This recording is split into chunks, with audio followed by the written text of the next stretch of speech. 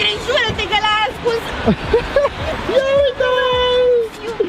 Băiatul nostru! Chiar crezi tu că sunt eu așa de irresponsabil cu băiatul nostru? Iubirea mea. Iubire, te supăra pe Știi mine? bine că da!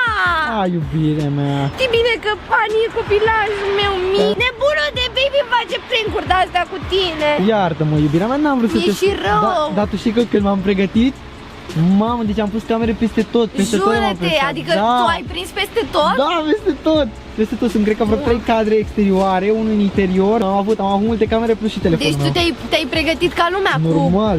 Doamne ferește, Doamne, mi-e și rău de cum ai sunat și mi-ai spus nu-l găsesc pe Hani, mi s-au muiat picioarele, jur. Dar oricum cred că ai ajuns într-un minut. Deci niciodată când am sunat să cobor, nu ai ajuns așa de repede. Data viitoare când o să vreau să te grăbești, o să zic, iubirea, nu-l găsesc pe Hani. E rău, jur.